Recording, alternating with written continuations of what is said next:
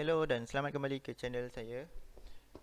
Topik kita pada kali ini adalah mengenai radio button. Jadi saya akan kongsikan bagaimana kita nak menggunakan radio button dan radio group di dalam Android Studio.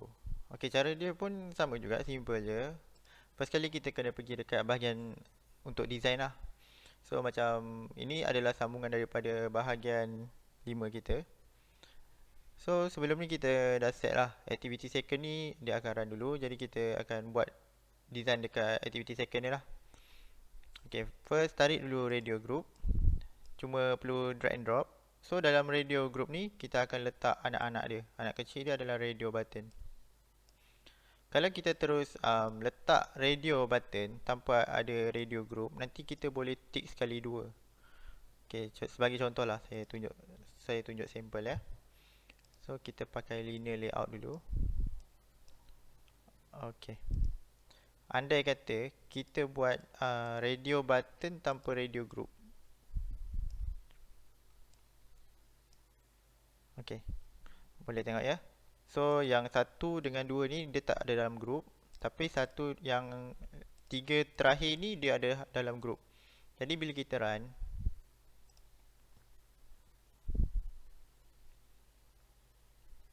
okay, bila kita debug, yang ni boleh select sekali dua.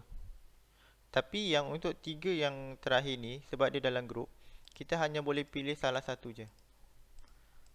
Okay, so boleh nampak ya, kenapa kita kena ada dalam group dan kenapa kita tak boleh buat macam ni. Okay, so radio button dia punya partner mestilah dengan radio group. Okay, so dalam radio button ni, radio group ni biasanya orang akan gunakan untuk kita pilih gender lah. Okay, so saya bagi sampel contohnya kita ambil gender. So untuk group ni kita bagi ID dulu, RG gender. So dalam group RG gender dia akan ada anak-anak dia. So nak bagi nama tak ID dia? Tak apalah, bagi nama RB male, RB female. Okay, kita bagi labeling dulu. Labelkan dia sebagai female. Kat sini kita labelkan dia sebagai male. Okay, untuk dalam radio group ni, ini dia dalam bentuk vertical. Kalau nak buat dia dalam bentuk horizontal, just pergi je dekat atribut tepi ni, dia akan ada option lah untuk tukar kepada horizontal. So huruf O, mana huruf O? Okay, orientation, ambil bahagian horizontal. So dia akan kiri kanan lah. And then lepas dah buat ni, kita terus je pergi ke coding untuk kita implementkan layout tu. Okay, sebab tadi kita gunakan radio group, kena panggil lah radio group. Okay, ni bagi nama apa-apa. Contohnya kita bagi nama gender. Lepas tu macam biasa panggil layout dia. Saya tak tahulah nama dia apa, tapi saya panggil benda ni layout. Okay, so bila kita tekan je gender, kita bagi dia command. So lepas tekan je, kan kita dah panggil dia gender. So kita bagi command.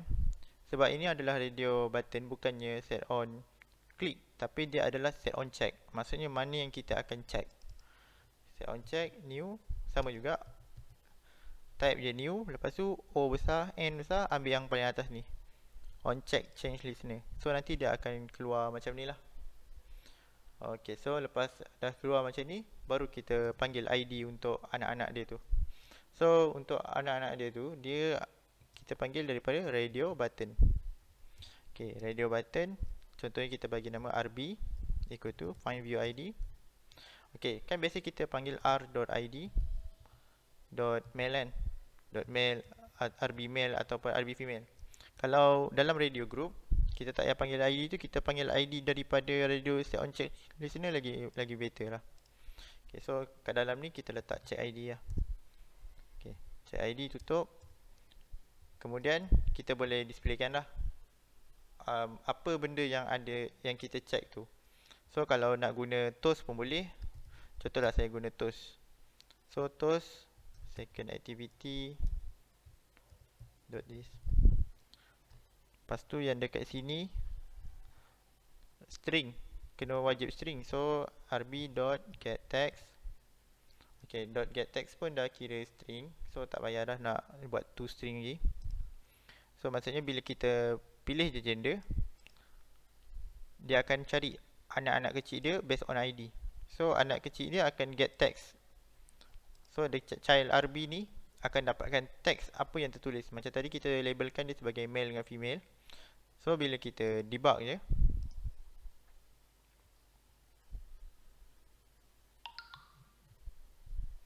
okay, bila kita tekan male, nanti dia akan toastkan male. Then kalau kita tekan female, dia akan toastkan female. Okay, macam mana pula kalau kita nak check secara manual? Maksudnya yang ni kan kita tak ada check mana-mana kan. Kadang-kadang macam bila kita dah retrieve daripada database, macam mana kita nak check? Contohnya user adalah male, so kita check awal-awal male. Okay, yang tu kita boleh pakai, baru kita panggil dia punya radio button untuk ID dia sendiri. Okay, contoh radio button male equal to find BYD. Okay, RB male. Okay, sebab ini baru kita panggil satu-satu. Sebab tadi kan kita dah letakkan ID dan RB male kat sini atas sekali. Okay, so kalau kita nak setkan male ni awal-awal first, dia adalah yang telah dicek. So male dot set check. Yang ni ambil true. Okay, so maksudnya bila kita run je app, dia akan check male ni untuk awal-awal.